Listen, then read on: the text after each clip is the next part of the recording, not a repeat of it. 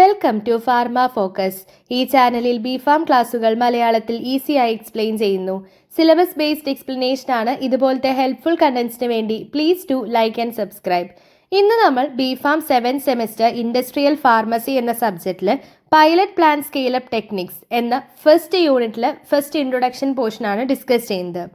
ആദ്യം നമുക്ക് എന്താണ് ഈ പൈലറ്റ് പ്ലാൻ സ്കെയിലപ്പ് ടെക്നിക്സ് നമുക്ക് നോക്കണം.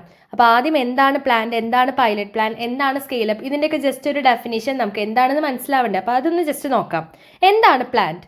പ്ലാൻ എന്ന് പറഞ്ഞു കഴിഞ്ഞാൽ ഒരു പ്രൊഡക്റ്റ് മാനുഫാക്ചറിങ്ങിന് വേണ്ടിയിട്ട് 5 M's ഒരുമിച്ച് കൊണ്ടുവരുന്ന പ്ലേസ്. ഈ 5 M's എന്ന് പറഞ്ഞാൽ എന്താ? മണി, മെറ്റീരിയൽ, മാൻ, മെത്തേഡ്, മെഷീൻ.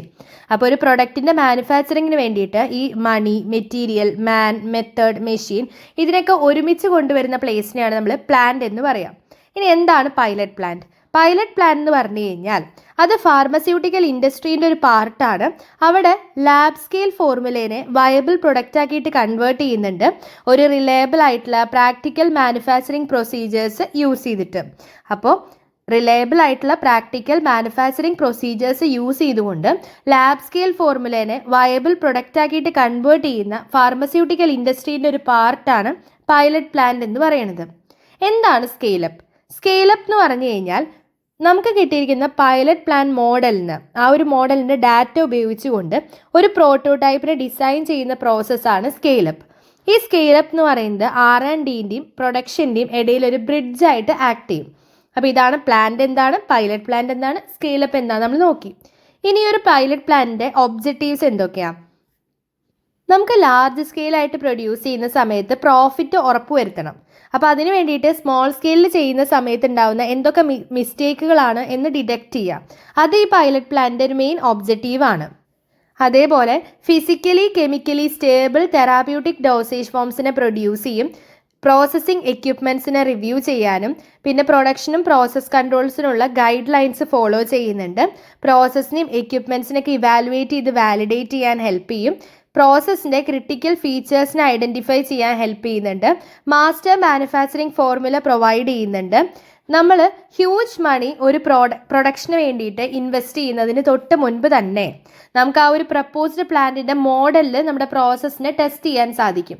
അപ്പോൾ നമുക്ക് നഷ്ടം ഉണ്ടാവുന്നത് കുറയ്ക്കാൻ സഹായിക്കുന്നുണ്ട് ഈ ഒരു പൈലറ്റ് പ്ലാന്റ് എന്ന് പറയുന്നത്. അതൊരു ഇമ്പോർട്ടൻറ്റ് പോയിൻ്റാണ്, വിട്ടുപോകാതെ എഴുതേണ്ട ഒരു മെയിൻ പോയിൻ്റാണ്. അതായത് test the process on a model of the proposed plan before investing highly in പ്രൊഡക്ഷനിൽ ഹെവി ആയിട്ട് നമ്മൾ ഇൻവെസ്റ്റ് ചെയ്യുന്നതിന് മുൻപ് തന്നെ ആ പ്രപ്പോസ്ഡ് പ്ലാനിൻ്റെ മോഡലിൽ നമുക്ക് പ്രോസസ്സിനെ ടെസ്റ്റ് ചെയ്യാൻ സാധിക്കുന്നുണ്ട്. പിന്നെ ആ ഒരു ഫോർമുല നമുക്ക് പ്രൊഡ്യൂസ് ചെയ്യുന്ന ഒരു ഫോർമുലയ്ക്ക് ലാർജ് സ്കെയിൽ പ്രൊഡക്ഷനും പ്രോസസ് മോഡിഫിക്കേഷൻസും ഒക്കെ വിത്ത്സ്റ്റാൻഡ് ചെയ്യാൻ എബിലിറ്റി ഉണ്ടോ എന്ന് എക്സാമിൻ ചെയ്യും. അതേപോലെ സ്കെയിലപ്പ് പ്രോബ്ലംസ് അവോയ്ഡ് ചെയ്യാനും ഹെൽപ്പ് ചെയ്യും. ഇത്രയൊക്കെയാണ് പൈലറ്റ് പ്ലാനിൻ്റെ ഒബ്ജക്റ്റീവ്സ്. ഇനി പൈലറ്റ് പ്ലാനിൻ്റെ സിഗ്നിഫിക്കൻസും ഇമ്പോർട്ടൻസും നോക്കാം. എന്താണ് പൈലറ്റ് പ്ലാനിൻ്റെ സിഗ്നിഫിക്കൻസ്? അതെന്ത് എക്സാമിൻ ചെയ്യുന്നുണ്ട്? ഇത് ലാർജ് സ്കെയിൽ പ്രൊഡക്ഷന് സ്യൂട്ടബിൾ ആണോ എന്ന ഫോർമുല എക്സാമിൻ ചെയ്യുന്നുണ്ട്. അതേപോലെ റെലവൻറ്റ് പ്രോസസ്സിംഗ് എക്യുപ്മെൻറ്റ്സിൻ്റെ റേഞ്ച് റിവ്യൂ ചെയ്യുന്നുണ്ട്. പ്രൊഡക്ഷൻ റേറ്റിനെ അഡ്ജസ്റ്റ് ചെയ്യാൻ ഹെൽപ്പ് ചെയ്യുന്നുണ്ട്. എത്രത്തോളം ഫിസിക്കൽ സ്പേസ് റിക്വയർഡ് ആണ് അതിനെപ്പറ്റി ഒരു ഐഡിയ പ്രൊവൈഡ് ചെയ്യുന്നുണ്ട്. GMP കോംപ്ലയൻസ് സപ്പോർട്ട് ചെയ്യുന്ന റെക്കോർഡ്സും റിപ്പോർട്ട്സും ഒക്കെ പ്രോപ്പർ അല്ലേ എന്ന് എൻഷുവർ ചെയ്യുന്നുണ്ട്. പിന്നെ പ്രൊഡക്റ്റ് ക്വാളിറ്റി മെയിൻറ്റെയിൻ ചെയ്യാൻ വേണ്ടിയിട്ടുള്ള ക്രിട്ടിക്കൽ ഫീച്ചേഴ്സ് ഐഡൻറ്റിഫൈ ചെയ്യുന്നുണ്ട്. ഇതൊക്കെയാണ് പൈലറ്റ് പ്ലാനിൻ്റെ സിഗ്നിഫിക്കൻസ്. ഇനി പൈലറ്റ് പ്ലാനിൻ്റെ ഇമ്പോർട്ടൻസ് എന്ന് പറഞ്ഞു കഴിഞ്ഞാൽ ലാബ് സ്റ്റഡീസിൽ നിന്ന് റിസൾട്ടിനെ ഇവാലുവേറ്റ് ചെയ്യുന്നുണ്ട്. ഫുൾ സ്കെയിൽ പ്രൊഡക്ഷൻ ചെയ്യുന്നതിന് മുൻപ് തന്നെ ലാബ് സ്റ്റഡീസിൻ്റെ റിസൾട്ടിനൊക്കെ ഇവാലുവേറ്റ് ചെയ്യും. അതേപോലെ പ്രൊഡക്റ്റ് ഫോർമുലേഷനും പ്രോസസ് ഡിസൈനിലൊക്കെ വരുന്ന കറക്ഷൻസ് ഉണ്ടാക്കുന്നുണ്ട്. അവർ എന്തെങ്കിലും തെറ്റുകളൊക്കെ ഉണ്ടെങ്കിൽ അത് കറക്റ്റ് ചെയ്യുന്നുണ്ട്. Sensory chemical and microbiological evaluations conduct ചെയ്യും. Shelf life and stability studies perform ചെയ്യുന്നുണ്ട്. ഒരു ഫുൾ സൈസ് പ്ലാന്റിനെ ഡിസൈൻ ചെയ്യാനും കൺസ്ട്രക്ട് ചെയ്യാനും ഹെൽപ്പ് ചെയ്യുന്നുണ്ട്. എക്സിസ്റ്റിംഗ് പ്ലാന്റിനെ ബെറ്റർ പെർഫോമൻസിന് വേണ്ടിയിട്ട് മോഡിഫൈ ചെയ്യാനും ഹെൽപ്പ് ചെയ്യുന്നുണ്ട്. ഇതൊക്കെയാണ് ഒരു പൈലറ്റ് പ്ലാന്റിൻ്റെ ഇമ്പോർട്ടൻസ്. അപ്പോൾ പൈലറ്റ് പ്ലാന്റ് എന്താണ്, അതിൻ്റെ ഒബ്ജക്റ്റീവ്സ്, അതേപോലെ സിഗ്നിഫിക്കൻസും ഇമ്പോർട്ടൻസും നമ്മൾ നോക്കി. ഇനി ഈ സ്കെയിലപ്പ് പ്രോസസ്സിൽ നടക്കുന്ന സ്റ്റെപ്സ്, അതിൽ ഇൻവോൾവ് ചെയ്യുന്ന സ്റ്റെപ്സ് എന്തൊക്കെയാണെന്ന് നോക്കാം. ഒരു ഫ്ലോ ചാർട്ട് പോലെ ഇവിടെ പ്രൊവൈഡ് ചെയ്തിട്ടുണ്ട്. ആരോ മാർക്ക് കൊടുത്ത് ഫ്ലോ ചാർട്ട് പോലെ ഓരോ സ്റ്റെപ്സും ഡിസ്റ്റിങ്വിഷ് ചെയ്തിട്ട് തരംതിരിച്ച് കൊടുത്തിട്ടുണ്ട്. അപ്പോൾ ഫസ്റ്റ് സ്റ്റെപ്പ് എന്താണ്? പ്രൊജക്റ്റഡ് മാർക്കറ്റ് സൈസിനെയും കോമ്പറ്റേറ്റീവ് സെല്ലിംഗ് പ്രൈസ് അതേപോലെ അലവബിൾ മാനുഫാക്ചറിങ് കോസ്റ്റിനെയൊക്കെ ബേസ് ചെയ്തിട്ട് പ്രൊഡക്റ്റ് എക്കണോമിക്സിനെ ഡിഫൈൻ ചെയ്യാം. ഇതാണ് ഫസ്റ്റ് സ്റ്റെപ്പ്. അതിനുശേഷം ലാബ് സ്റ്റഡിയും സ്കെയിലപ്പ് പ്ലാനിംഗ് ഒക്കെ കണ്ടക്ട് ചെയ്യുക. ഇത് രണ്ടും സിമൾട്ടേനിയസ്ലി ആണ്, ഒരേ ടൈമിലാണ് ചെയ്യുന്നത്. അതിനുശേഷം കീ റേറ്റ് കൺട്രോളിംഗ് സ്റ്റെപ്സിനെ ഡിഫൈൻ ചെയ്യും. ഇത് പ്രപ്പോസ്ഡ് പ്രോസസ്സിലെ ക്രൂഷ്യൽ അല്ലെങ്കിൽ ക്രിട്ടിക്കൽ സ്റ്റേജസിനെ ഐഡൻറ്റിഫൈ ചെയ്യാൻ വേണ്ടിയിട്ട് ഹെൽപ്പ് ചെയ്യുന്നുണ്ട്. അതിനുശേഷം ലാബ് സ്റ്റഡീസിനെക്കാട്ടിലും ലാർജർ ആയിട്ടുള്ള പ്രിലിമിനറി ടെസ്റ്റ് ചെയ്യുക, അത് കണ്ടക്ട് ചെയ്യുക. പ്ലാന്റ് ഡിസൈനിനെ അസിസ്റ്റ് ചെയ്യാൻ വേണ്ടിയിട്ട് റേറ്റ് കൺട്രോളിംഗ് സ്റ്റെപ്സിന് ഇൻറ്റൻറ്റ് ചെയ്തിട്ടുള്ള അല്ലെങ്കിൽ അതിന് യൂസ് ചെയ്യുന്ന എക്യുപ്മെൻറ്റ്സ് വേണം ഇവിടെ നമ്മൾ ഉപയോഗിക്കാൻ വേണ്ടിയിട്ട്. അതിനുശേഷം പൈലറ്റ് പ്ലാനിനെ ഡിസൈൻ ചെയ്ത് കൺസ്ട്രക്ട് ചെയ്യുക.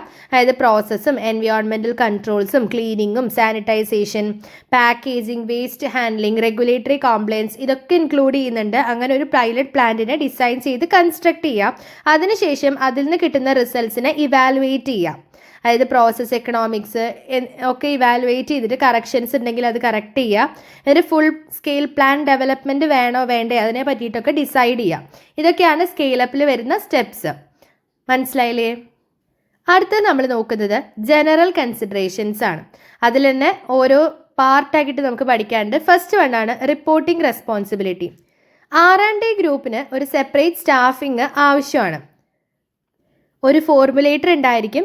ആ ഫോർമുലേറ്റർ എന്ത് ചെയ്യും? പ്രൊഡക്റ്റിനെ ഡെവലപ്പ് ചെയ്യുന്നുണ്ട്. അവർ പ്രൊഡക്ഷനിലാണ് ടേക്ക് പാർട്ട് ചെയ്യേണ്ടത്. അതേപോലെ തന്നെ പ്രൊഡക്ഷൻ കഴിഞ്ഞു കഴിഞ്ഞാലും അല്ലെങ്കിൽ ഫുൾ ട്രാൻസിഷൻ പ്രൊഡക്ഷനിലോട്ട് ആയിക്കഴിഞ്ഞാലും സപ്പോർട്ട് പ്രൊവൈഡ് ചെയ്യണം ഈ ഒരു ഫോർമുലേറ്റർ. അപ്പോൾ ഇതാണ് റിപ്പോർട്ടിംഗ് റെസ്പോൺസിബിലിറ്റിയിൽ പറയുന്നത്. പേഴ്സണൽ റിക്വയർമെൻ്റ് ഉണ്ട്. ബോത്ത് പൈലറ്റ് പ്ലാന്റ് ഓപ്പറേഷൻസ് അതേപോലെ ആക്ച്വൽ പ്രൊഡക്ഷൻസിനൊക്കെ എക്സ്പീരിയൻസ് ഉള്ള സയൻറ്റിസ്റ്റ് ഇവിടെ റിക്വയേർഡ് ആണ്. അത് അവർക്ക് ഈ ഫോർമുലേറ്റേഴ്സിൻ്റെ ഇൻറ്റൻറ്റും അതേപോലെ പ്രൊഡക്ഷൻ പേഴ്സണൽസിൻ്റെ പേഴ്സ്പെക്റ്റീവും രണ്ടും മനസ്സിലാവുന്ന ഒരു സയൻറ്റിസ്റ്റ് ആയിരിക്കണം. പൈലറ്റ് പ്ലാന്റ് ഓപ്പറേഷൻസിലും ആക്ച്വൽ പ്രൊഡക്ഷനിലൊക്കെ എക്സ്പീരിയൻസ് ഉള്ള സയൻറ്റിസ്റ്റുകളായിരിക്കണം. ചില സ്റ്റാഫിന് എഞ്ചിനീയറിംഗ് നോളേജ് ഉണ്ടായിരിക്കണം. കാരണം സ്കെയിലപ്പിലൊക്കെ എഞ്ചിനീയറിംഗ് പ്രിൻസിപ്പിൾസ് ഇൻവോൾവ് ചെയ്യുന്നത് കാരണം ചില സ്റ്റാഫ്സിന് എന്ത് ചെയ്യണം? എഞ്ചിനീയറിംഗ് നോളേജ് ഉണ്ടായിരിക്കണം.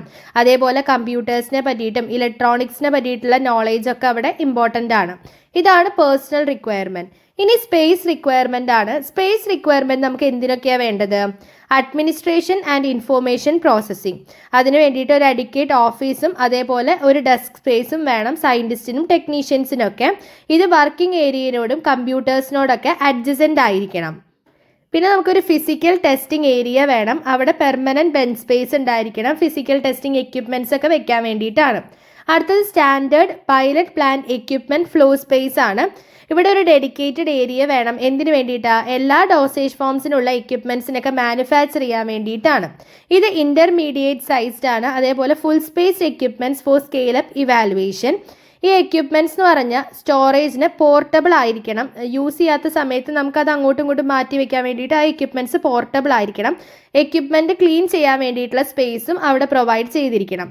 പിന്നെ ഒരു സ്റ്റോറേജ് ഏരിയ നമുക്ക് ആവശ്യമാണ്. അവിടെ സെപ്പറേറ്റ് ആയിട്ട് അപ്രൂവ് ചെയ്തിട്ടുള്ള ഡ്രഗ്സിനും അൺഅപ്രൂവ് ചെയ്തിട്ടുള്ള ഡ്രഗ്സിനും ആക്റ്റീവ് ഇൻഗ്രീഡിയൻസിനും എക്സിപിയൻസിനൊക്കെ സെപ്പറേറ്റ് ഏരിയ ഉണ്ടായിരിക്കണം. പിന്നെ ഇൻ പ്രോസസ് മെറ്റീരിയൽസിനും അതേപോലെ finished products, by products, experimental scale up batches ഇതിനൊക്കെ സെപ്പറേറ്റ് ആയിട്ടുള്ള സ്പേസസ് ഉണ്ടായിരിക്കണം. പാക്കേജിംഗ് മെറ്റീരിയൽസിനും ഒരു സ്റ്റോറേജ് അവൈലബിൾ ആയിരിക്കണം.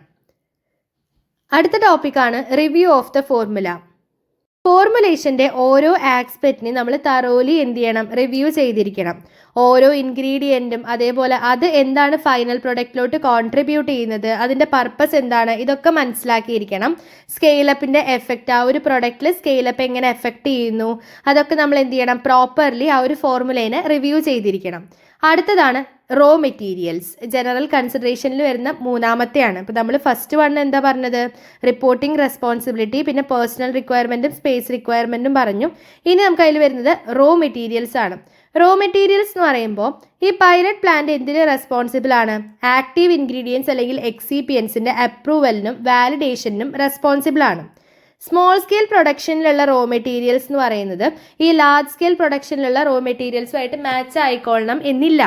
അവിടെ ചേഞ്ചസ് ഉണ്ടാവാനുള്ള ചാൻസ് ഉണ്ട്. പാർട്ടിക്കിൾ സൈസിനും ഷേപ്പിനും morphology, bulk density, static charge, solubility rate, flow property, colour, ഇതിലൊക്കെ ചേഞ്ചസ് ഉണ്ടാവാനുള്ള ചാൻസ് ഉണ്ട്.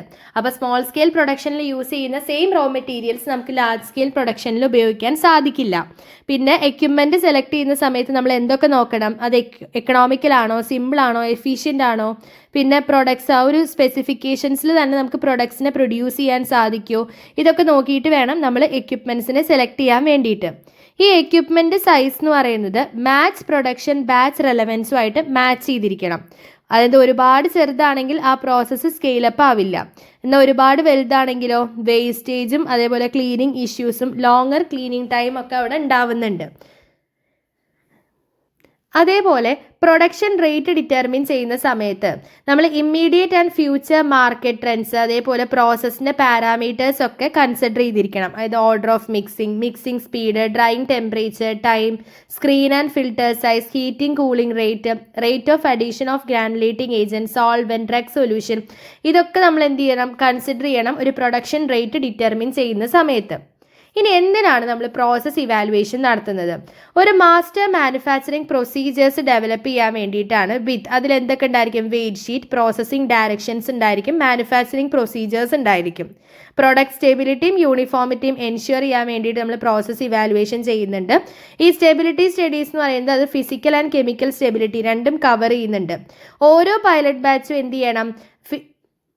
ഫിനിഷ്ഡ് പാക്കേജിങ്ങിൽ അത് സ്റ്റേബിൾ അല്ലേ എന്ന് ടെസ്റ്റ് ചെയ്തിരിക്കണം.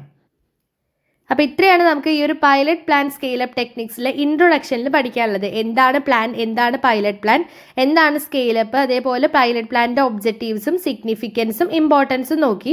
അതിനുശേഷം സ്കെയിലപ്പിലുള്ള ഇമ്പോർട്ടൻറ്റ് സ്റ്റെപ്സും ജനറൽ കൺസിഡറേഷൻ, അതിൽ reporting responsibility, personal required, space റിക്വയർമെൻറ്റും, review of formula, raw materials, പിന്നെ എന്തിനാണ് നമ്മൾ പ്രോസസ് ഇവാലുവേഷൻ ചെയ്യുന്നത്, ഇത്രയും കാര്യങ്ങളാണ് നമ്മൾ ഇന്നത്തെ ക്ലാസ്സിൽ ഡിസ്കസ് ചെയ്തത്. ഇനി ഇതിൽ pilot plan scale up techniques for solids, liquids, ഇതൊക്കെ നമുക്ക് വരുന്നുണ്ട്. അതൊക്കെ നമുക്ക് അടുത്ത ക്ലാസ്സുകളിലായിട്ട് ഡിസ്കസ് ചെയ്യാം. അപ്പോൾ ഈ ഒരു ടോപ്പിക്കിൻ്റെ നോട്ട് ഡിസ്ക്രിപ്ഷൻ ബോക്സിൽ പിൻ ചെയ്ത് വെക്കുന്നുണ്ട്. വേണ്ടവർ ജസ്റ്റ് കയറി ഒന്ന് ചെക്ക് ചെയ്താൽ മതി. അപ്പോൾ ഇത്രയേ ഉള്ളൂ ഇന്നത്തെ ടോപ്പിക്ക്. നമുക്കിതിൻ്റെ കണ്ടിന്യൂവേഷൻ ആയിട്ട് അടുത്ത ടോപ്പിക്കായിട്ട് അടുത്ത വീഡിയോ കാണാം. Until then happy learning.